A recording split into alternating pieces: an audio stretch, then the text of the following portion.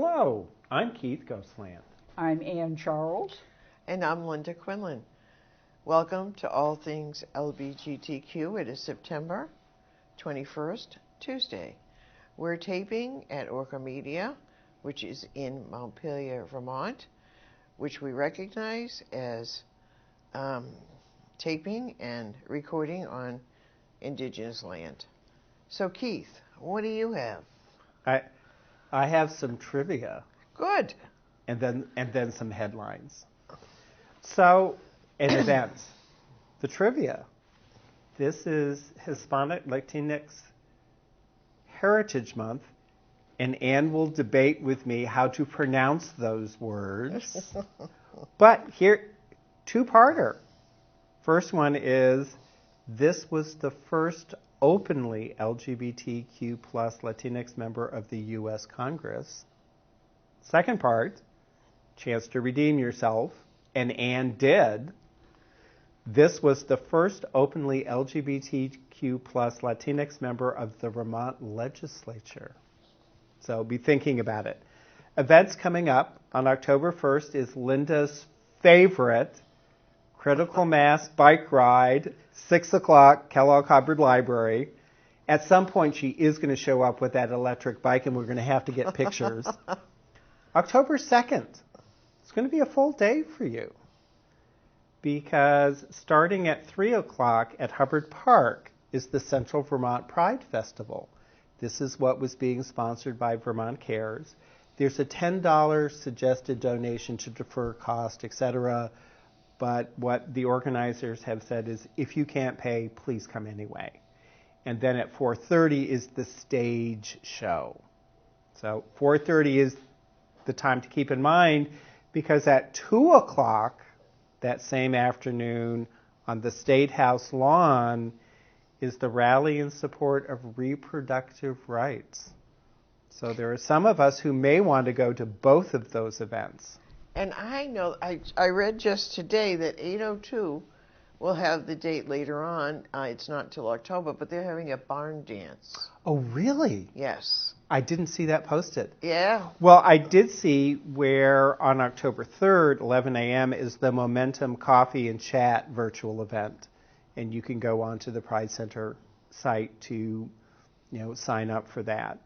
Keep in mind, Outright Vermont right now is doing a virtual fire truck pull. Their fire truck pull usually happens in October of each year. This is their major fundraising event. They have targeted trying to raise $120,000. So you can go online now and contribute, make comments, whatever, in support of their efforts to provide our youth with a supportive place. The Vermont Folklife Center in Middlebury, they're reopening.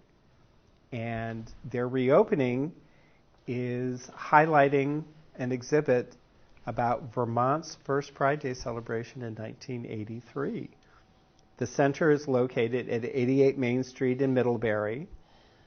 The center is open Wednesday through Friday. Were you there? In 1983?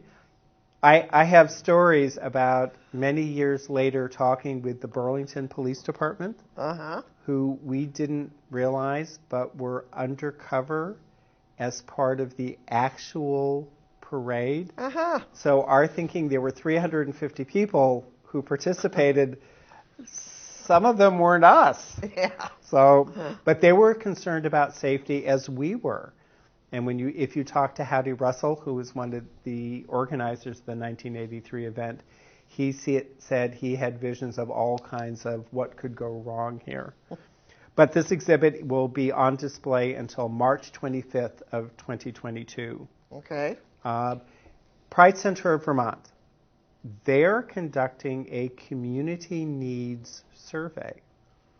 They want people to tell them what it is that they are providing that's meeting the needs of the community and how they're not. So I would strongly suggest going onto the Pride Center site. If you've got an opinion about what are the services we would really like to see, what are they? And keep in mind, the Pride Center frequently makes a comment they're trying to be accommodating to a statewide LGBTQ plus communities. Rainbow Umbrella. I understand that someone may continue to be doing a women's discussion group. Now, there's also a book group. Is that a Rainbow Umbrella? That or is that Rainbow and Momentum. The book group? Okay. Mm-hmm. And you can go onto the Rainbow Umbrella Facebook page to get details, correct? Yes. Okay. And the other is just, please keep in mind that Queer Connect is providing programming for Bennington and Rutland. A lot of their events are virtual, such as the Lesbian Story Hour. Go on their site, look at what it is they're offering that you might be able to access. The same with Out in the Open in Brattleboro. Brattleboro right now is taking a bit of a sabbatical while they are working on their actual community space and making it a more receptive environment and one that our community would really like to spend time in. Good. So, and I've got some news events that I'll talk about in the next after Professor Charles has taken me around the world. Yes. I'll bring you back to New England. Well, I'd like to start by breaking tradition and showing you a film clip that is a national story. It's a follow-up to my interviews with Eva Weiss last year and John Kalecki more recently. It's a wonderful film. I can't recommend it enough. You can get it through Kino Lorber, and it's called Can You Bring It? Bill T. Jones and D-Man in the Waters. It's a modern reinterpretation of the 1989 ballet piece D-Man in the Waters, which illustrated the fear, anger, grief, and hope for salvation felt by Bill T. Jones' Arnie Zane Company during the AIDS epidemic. It's heartbreaking and inspiring, and let's look at a clip now. This is not a balletic piece. It's lyrical, but it's athletic. D-Man in the Waters is a piece by Bill T. Jones. It is considered Jones's most successful dance. For D-Man in the Waters, Bill T. Jones. All his movements always had some sort of meaning or task to them, and any emotion that came out, it came out of the movement.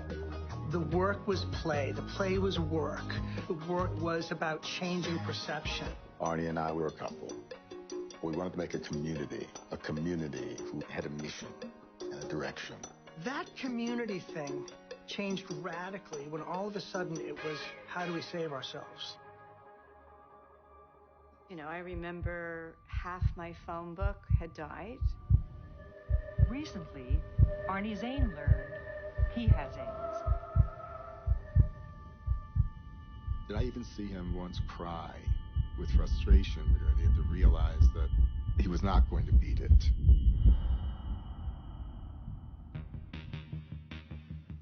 What is D-Man? Is it alive now? Is it a cautionary tale? Is it one of inspiration? What is our AIDS right now? What are we going through? Your generation isn't doing it. So the 9 of you are going to do it. And you're going to do it each night on that stage. What do they share that is so big that you need a piece like this to move it? Do you dare to let the stakes really be high? No matter what happens, don't give up. We were hurting, but our work was a way that we kept going. Let me see your hands. It's I give up or I have nothing to fear. I love you. I love you. Yeah.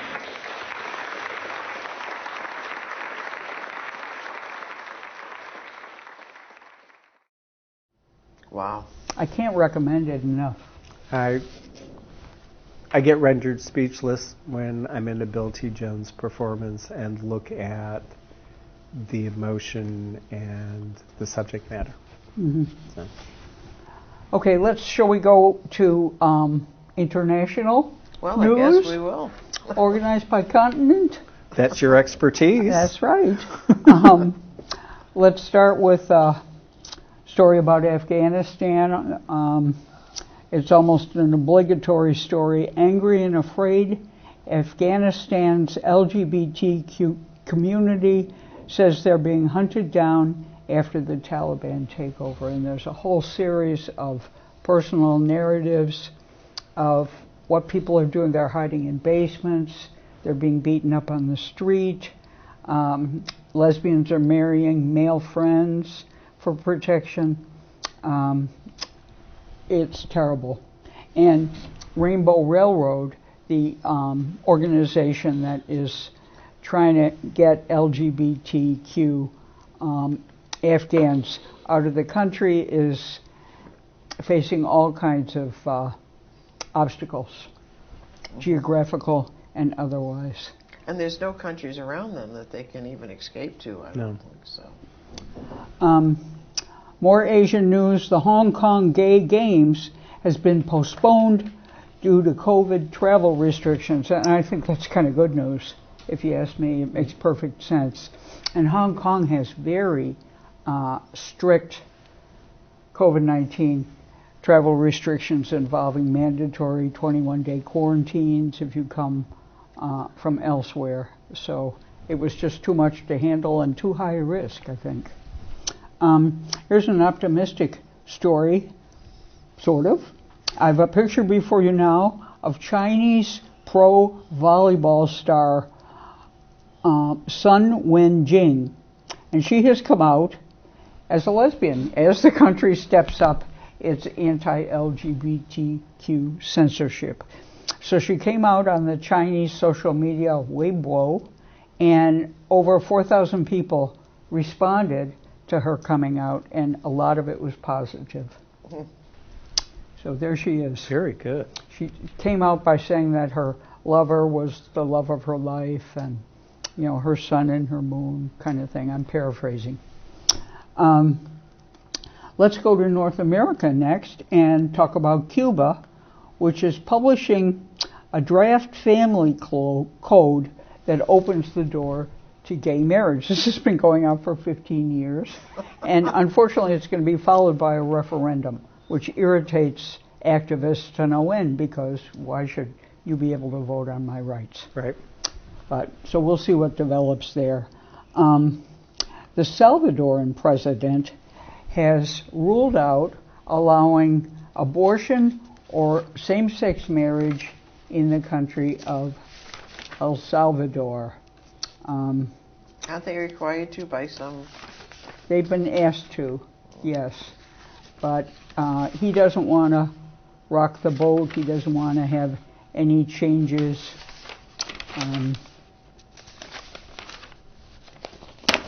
Sorry. Well, let's go on to, his name is Nayib Bukele, and a raft of constitutional reforms that he is sending soon to Congress will not contain a decriminalization of abortion, legalization of same-sex marriage, or steps to permit euthanasia. And El Salvador has some of the strictest anti-abortion laws in the Americas. So now let's go to Hungary and the fight with the EU.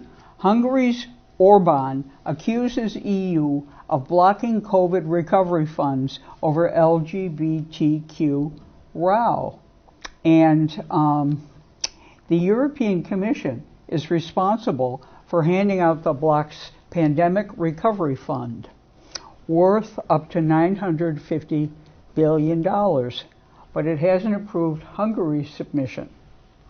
It's evaluating the reforms of each member state that they have to do to get the recovery package. 16 member states' COVID recovery plans have been approved. Evaluations are continuing on 7, including Hungary and Poland who've been at loggerheads. That's right. And so Orban is angry about it, blaming the LGBTQ community and demonizing the EU. And a Green candidate is in the wings to try to oppose him in the 2022 election. So that'll be interesting to watch. It was a Doctor Who moment there. Really? You know, if they don't like the terms, let them leave. Oh no, he wants to stay. No, I mean these countries that don't want to live up to the agreements they made, they should just go. Well, no, Sounds he says, familiar. if I may quote Viktor Orban, the EU is important for us because it provides Hungary with a market. We need to stand up for the EU and remain in it. That is why I say no matter how it creaks and crackles, we will be among the few still in the Union should it ever end. So, you know, it's in their interest to stay. He's not leaving. Of course it is, but if the powers that are in there now don't want to do what they signed up to do. Well, let's go to Europe now. Where we just were with Hungary.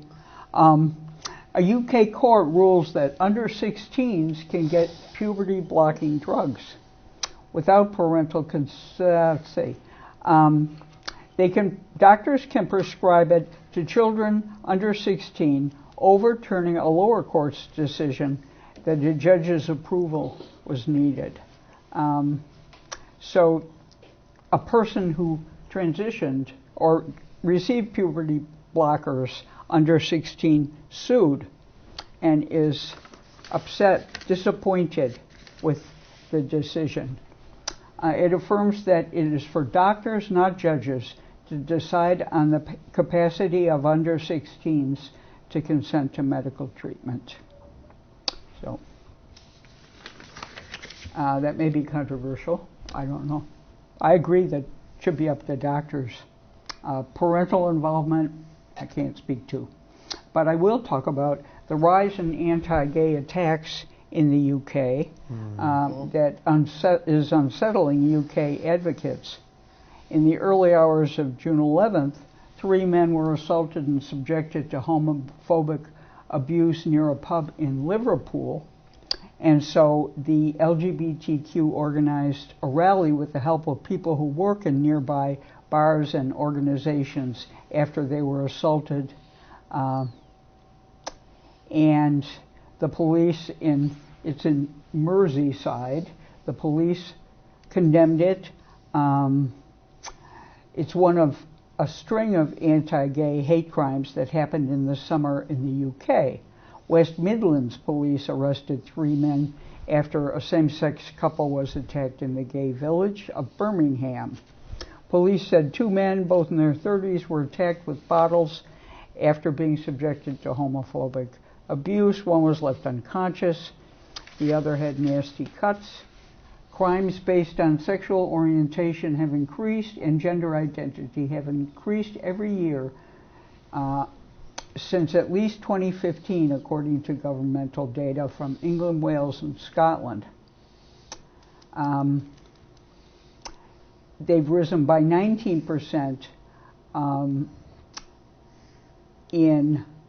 between March 2019 and March 2020. In Scotland, hate crimes related to sexual orientation rose by 5% in a few months of last year.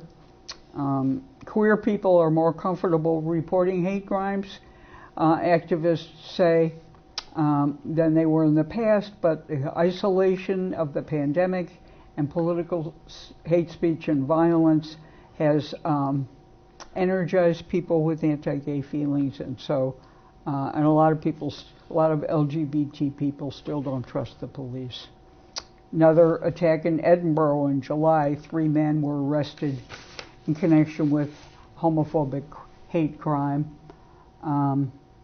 So bad news out of Great Britain and the UK.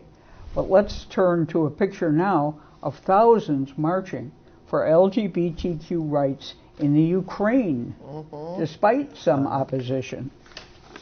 So participants have attended the Equality March, organized by the community in Kiev. This occurred September 19th. The marchers were flanked by a few hundred anti-gay protesters gathered nearby, but there was no violence.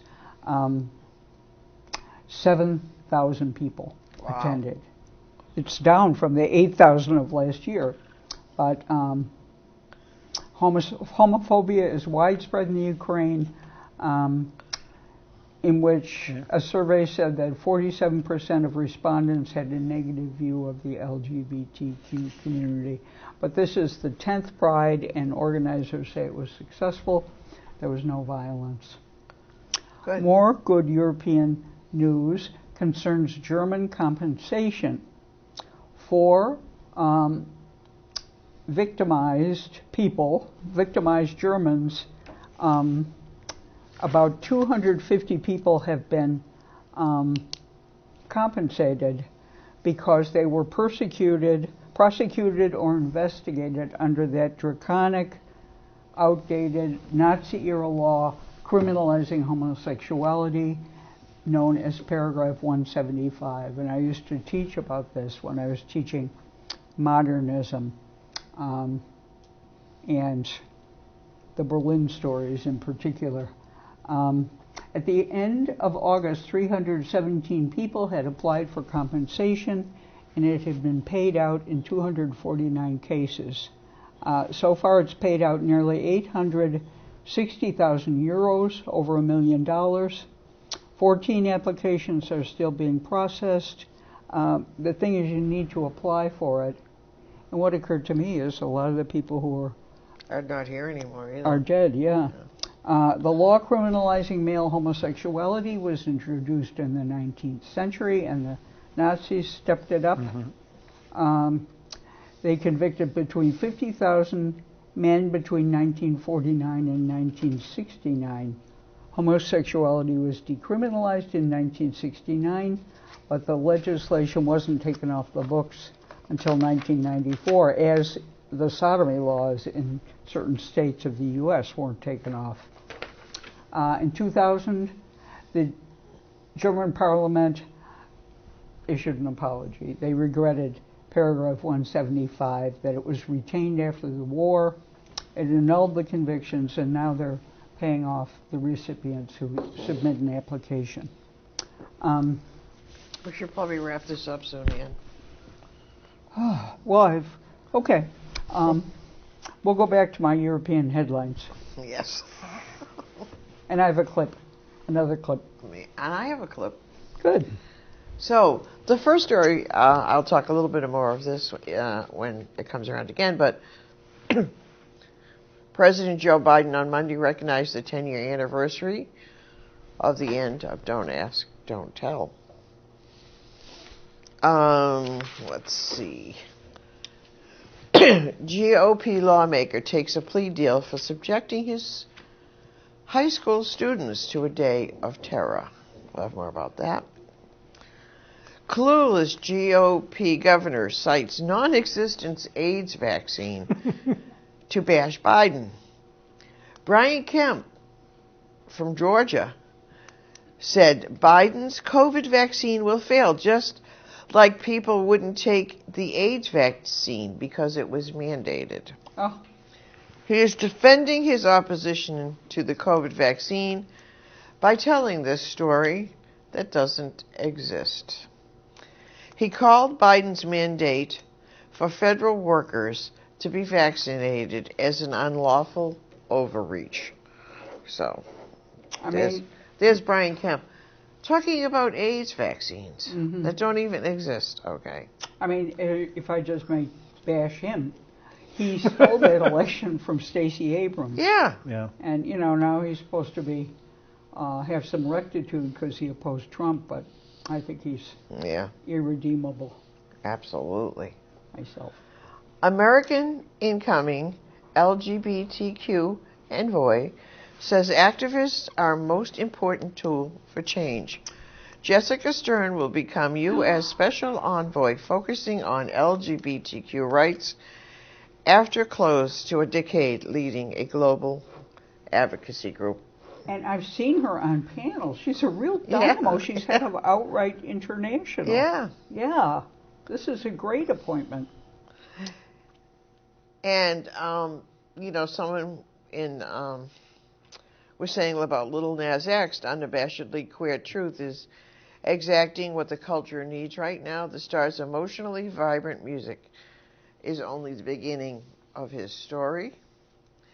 And Kelly Loeffler used to own a basketball team until two lesbians bought it. All right, good. Renee Montgomery and Suzanne Adair are now the owners of the Atlanta's Dreams ownership and among the first LGBTQ pro sports team owners. So that's good. Yeah. Colorado. This is a good news story, right? Jared. Colorado governor Jared Polis marries longtime partner in the first same-sex marriage of a sitting governor. He and his partner, Martin Regis, married last week after being together for 18 years. So that's a good story. Mm-hmm. Their two dogs will be very happy. Yes. And there's some problem with Aetna fertility coverage in an illegal tax on LGBTQ people. We'll have more about that. Oh, we're still doing headlines. Okay. Elton John took an awkward fall and has postponed his Yellow Brick Road tour. He's been in considerable pain and needs an operation to fix it. And following the Met Gala, actor and activist India Moore says they are reconsidering their involvement in the festivities. We'll have more of that. Shepard Smith discusses being a token gay at Fox News for 25 years. Smith said he wanted to be a journalist who was gay rather than a gay journalist. So leave Fox News is all I can say. Gavin Newsom, an LGBTQ ally, beats back a recall and will remain governor of California. Yes, that's such good news. People were worried, I guess. Yeah. Yep. And then I have a clip that I will show you in a minute, but this is Fantasy Island, and it has a woman-loving women storyline, and is set to air this week. Caitlin Stacy, who is queer, plays Isabel.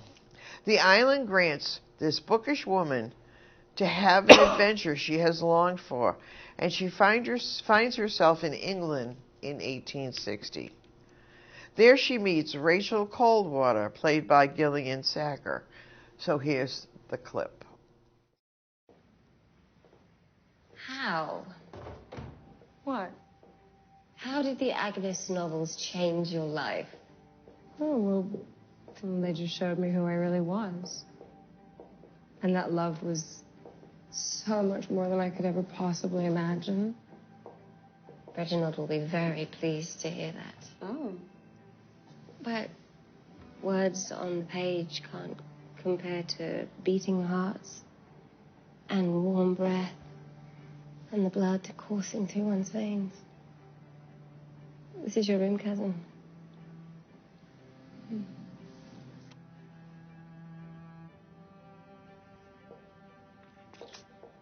I'm sorry. I don't normally do that kind of thing. You've never kissed a woman before? I'm usually the kissee, not the kisser. I'm just trying new things. Well, you've surprised me, Isabel. And that doesn't happen very often. Have a restful sleep.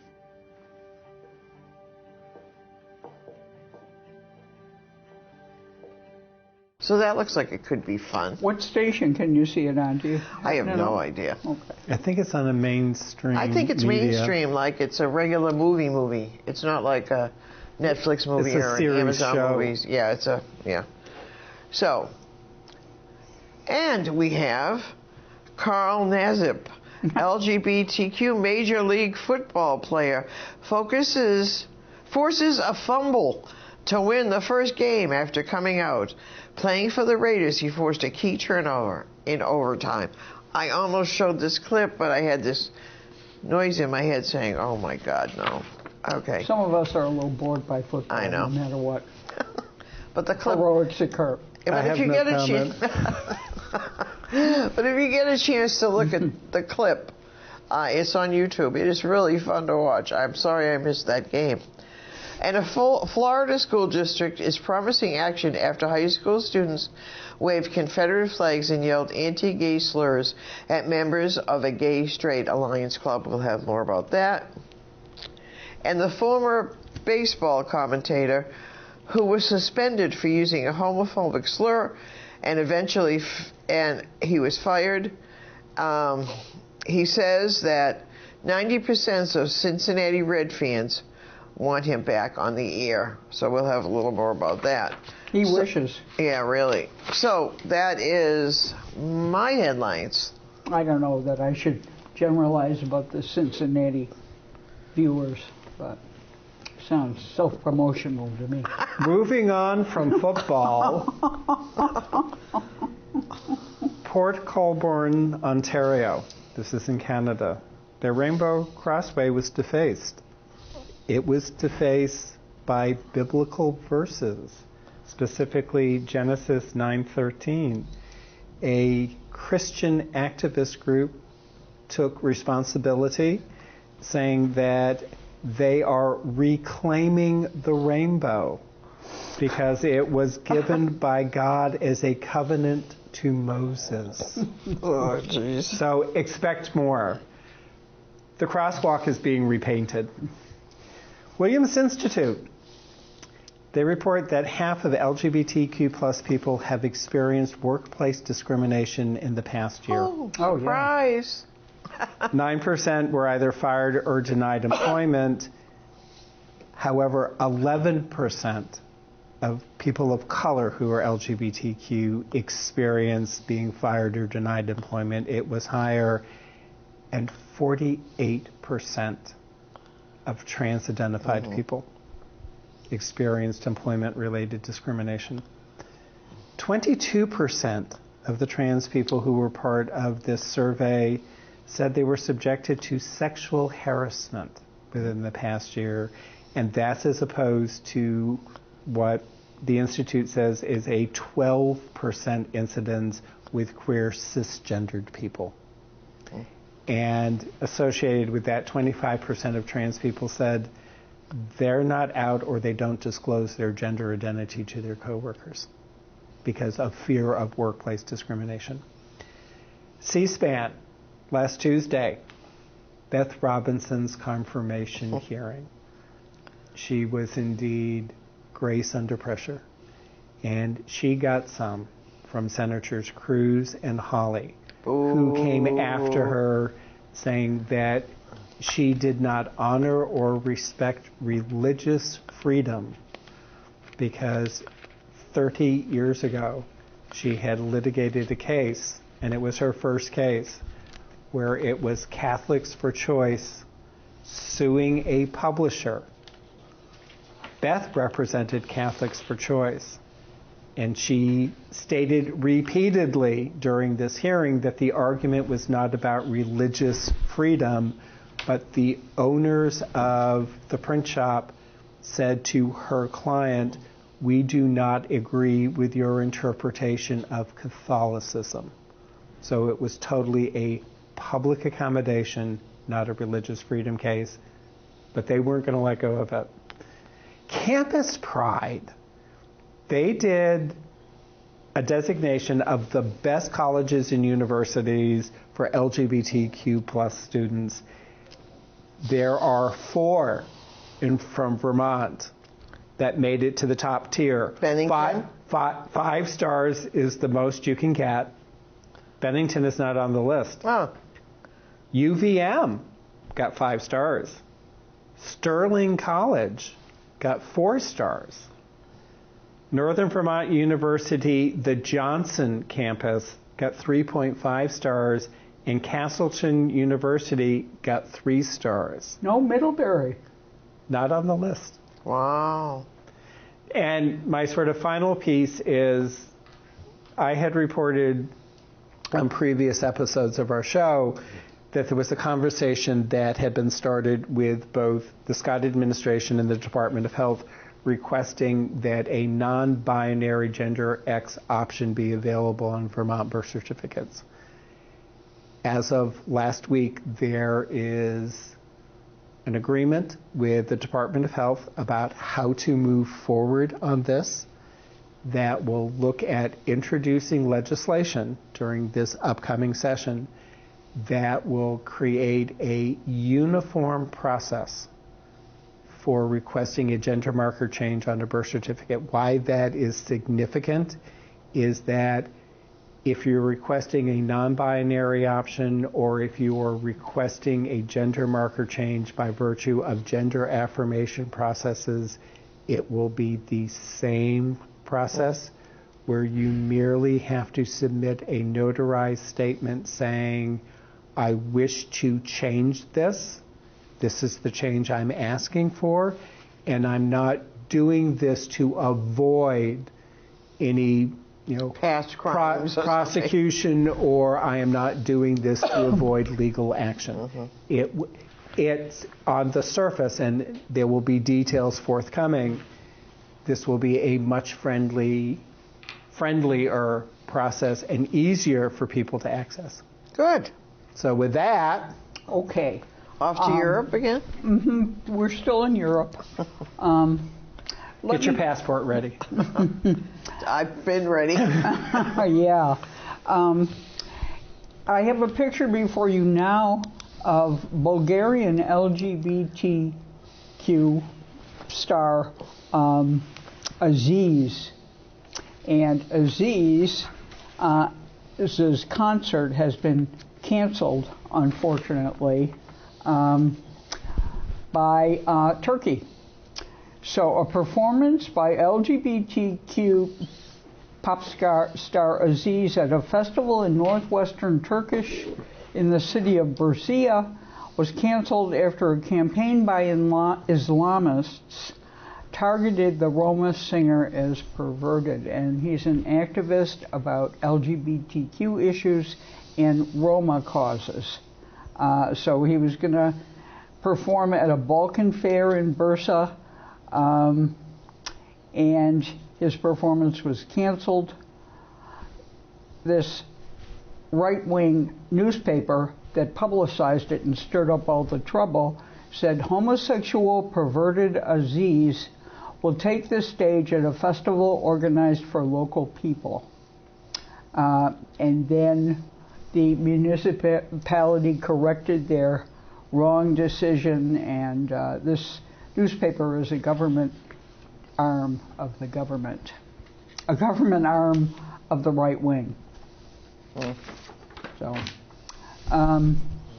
now Austria, I learned a lot of kind of bad things about Austria in this report. Austria apparently refused to give any asylum to any Afghan refugees. Huh. It's so strange. But anyway, so they've also refused asylum to this gay man. And he's from Iran, and first he applied for asylum because he is Sunni, and he didn't want to, he felt he would be discriminated against fighting for the Shiite army. And so they said, no, that doesn't wash. And then he appealed again and said, I'm gay, I'm in danger. And they said, well, you should have said it to begin with. And he said he was afraid. He didn't know if it was safe to reveal that. So now he appealed, and the EU says Austria needs to consider his case again. Apparently there's an EU rule that, but Austria, as I've reported in the past, has a lot of, in 2018, the Austrian immigration authorities rejected an asylum application of an 18-year-old Iraqi man for not being gay enough. The way you walk and dressed, I remember that too. I reported on it. It does not show in the slightest that you could be homosexual, they said in the official letter. 2 days later, a 27-year-old gay Iraqi man was also rejected on the grounds that his mannerisms were too girlish. In addition, during the chaos at the Kabul airport,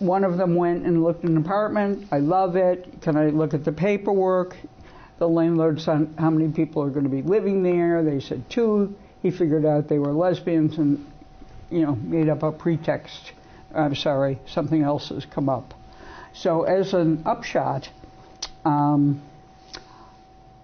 Arriendos Libres de Estereotipos, stereotype-free rentals. It's a campaign that has put up signs, say Arrienda, for rent, seen throughout Colombia. They're posters that indicate that the landlords belong to this stereotype-free rentals. And make it clear to would-be tenants that no one will be excluded. They said they first experienced, discrimination, as I said. Trans people are often associated with sex work, and that creates social, economic, and political dynamics that lead to their being marginalized and relegated to areas marked by poverty and crime. I mean, this housing thing is often overlooked, but that discrimination is real. When I was teaching in New Orleans, some students of mine got involved with an action where a white student would go and rent an apartment, and then when a person of color was revealed to be the real renter, the landlord made up a pretext. So it's across the board, marginalized groups. Didn't Trump get arrested for that or ridiculed or something? I don't know. Both he and his father. Yeah. So the campaign encourages Colombians who plan on renting their home to for rent without post a for rent without stereotyping sign and display it outside their property. These initiatives are important, the 2 women say. The manager of the Bogota-based real estate agency Home said attitudes in Colombia have evolved. If a trans client requires our services in their search for an apartment, either to buy or rent, they can be certain that they will be treated like any other client if they go through this particular agency. So, now let's turn, and unfortunately, this clip I'm about to show, you'll have to look for, because I couldn't find any current availability, but it definitely looks great. It's called Little Girl. It's a French documentary of 1 hour and 25 minutes. It's a touching portrait of 8-year-old Sasha, who questions her gender, and in doing so, evokes sometimes disturbing reactions in a society that is still invested in biological boy-girl systems of thought. 7-year-old Sasha has always identified as a girl. Initially resistant, her parents have come to embrace what Sasha has known all along, and so begins their journey together in a slow-to-adapt world. A standout on this year's Berlin International Film Festival, Little Girl is a profound and heart-rending portrait of Sasha's everyday struggles to be, recognized by her school, her peers, and her small community in northeastern France. Beautifully crafted and intimately photographed, Cannes Award winner Sebastian Lifshitz' latest gem offers compassionate insight into the pains, joys, and simple yet sublime victories Sasha experiences in her search for acceptance. And this is a documentary. Let's take a look at the clip. Mais je pense que vraiment, la chose qui m'a le plus marqué, Sacha avait 4 ans. Et me disait encore, maman, quand je serai grande, je serai une fille, etc. Puis je lui dis, mais non, Sacha, tu seras jamais une fille. Et là, Sacha s'est mise à pleurer. Mais c'était un vrai pleur de douleur. C'était vraiment le pleur de... Je venais de foutre sa vie en l'air. Je venais de briser tous ses rêves. En disant ça.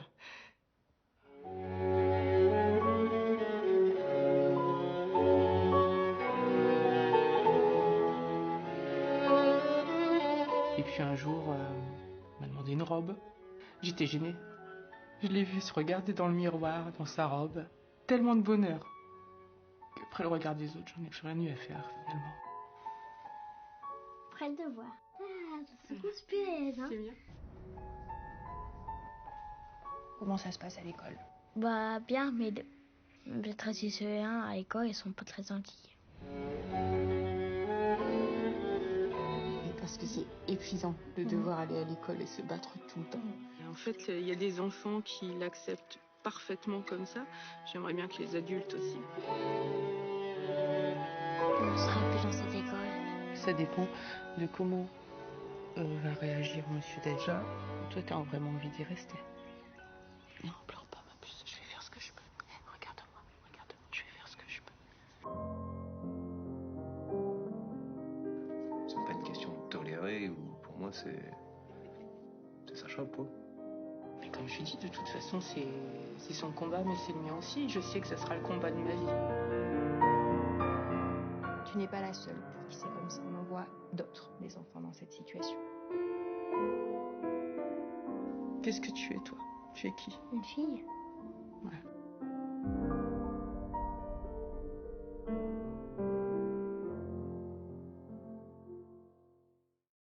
That's going to be great. It really looks Yeah. good, doesn't it? Yeah. There's so many things to see. I mean, and it seems to have expanded during COVID. I mean, in terms of what you can see online and just about anything you want. Yeah. I have questions about the survival of actual movie theaters. Yeah. Given the wide availability of online viewing. I think they'll always be used for things like Star Wars and, you know, big, epic, because that's the place to see them. But I think, you know, probably for, you know, regular shows it could be less inviting. So anyway, let's go on to Joe Biden. And on Monday he recognized the 10-year anniversary of the end of Don't Ask, Don't Tell, a policy that forced gay, lesbian, and bisexual military service members to hide their sexuality. Then President Bill Clinton signed the policy into law in 1993 as a compromise to end the existing ban on gay people serving. In total, over the 17 years the policy was in effect, an estimated 13,000 service members were discharged, according to data the military provided. In December 2010, then President Barack Obama signed a repeal bill, but it didn't take effect until September 20th, 2011. 10 years ago today, a great injustice was remedied. A tremendous weight was finally lifted off the shoulders of tens of thousands of dedicated American service members, Biden said in a statement issued by the White House. It was the right thing to do, and it showed once again that America is at its best when we lead not by the example of our power, but by the power of our example. Isn't there a compensation program? I think that is coming up later, but I think they're going to compensate by they're going to try to by giving them back their pensions and all that kind of stuff. But I think that's still in the works. Yes, it is. And the GOP lawmaker takes a plea deal for subjecting his students in high school to a day of terror. Mark Samsel will be on probation for a year after he hit a student in the groin and derided LGBT people while serving as a substitute teacher. You can't get probation. I mean, you know, he should be fired on the spot. You can't hit students for any reason. But he remains a state representative. That's crazy. In Westfield, Kansas. He also spent the day pleading with his students to follow God, asking them about their masturbating habits, and claiming that a sophomore is contemplating suicide because they have lesbian parents. So. Oh, that's Professor Charles, they need you back. Oh, gosh. That's terrible, isn't it? And he should be voted out, if not recalled, from that. I know, they don't legislative ethics body. violations. Yeah. That's just appalling. So then we have the story about Aetna fertility coverage. As an illegal tax on LGBTQ people, A New York woman says she was forced to pay $45,000 because of a discriminatory policy. A lawsuit accuses Aetna of discrimination by forcing them to pay more than straight couples. Emma Gordell filed a suit which seeks class action in U.S. District Court. She and her same-sex partner are enrolled in Aetna's student health plan for Columbia University, which provides broad coverage, supposedly. If you're heterosexual, you have to try for 12 months taking some kind of medication to get pregnant. And if you don't, then insurance kicks in and you're covered. If you're gay, you have to pay out of pocket for those 12 months before Aetna will provide coverage. So that's insurance companies for you. Yep. That's why they insist on being regulated on a state-by-state instead of on a federal basis. Yes. And for the last story, I guess we're running a little short. I'll have to do some of these stories later. We have to have time for Keith's trivia. So, following the Met Gala, actor and activist India Moore says they are reconsidering their involvement in the festivities. This fundraiser event this is a fundraiser and is the only part of the museum that is a fundraiser, and it's for the Art Costume Institute. Moore said they are going to think long and hard about attending anymore, saying that black and brown people are on the brink of homelessness. We cannot go back to normal. Being at the Met this year was cognitive dissonance. Moore's Pose co-star Angela Ross is in solidarity with Moore. Mm-hmm. So it's $35,000 a ticket? Yeah. Mm-hmm. Can you imagine? I suppose a lot of people No, can. I can't. So we'll have to do these last two stories another time. I'll save them for next week. So, Keith, trivia. Hispanic Latinx Heritage Month, September 15th to October 15th. First openly LGBTQ plus Latinx member of the U.S. Congress, elected in 2020, that's last year, Representative Rishi Torres from New York's District 15, one of two gay men of color who were elected to the Congress from New York. First openly LGBTQ plus Latinx member of the Vermont legislature, elected in 2014. Ann knew this one. This is Representative Diana Gonzalez. Yes. Progressive Chittenden 6-7, which is Winooski, the seat now held by Taylor Small. So with that, I think for the next 2 weeks, and forever maybe, don't forget to resist.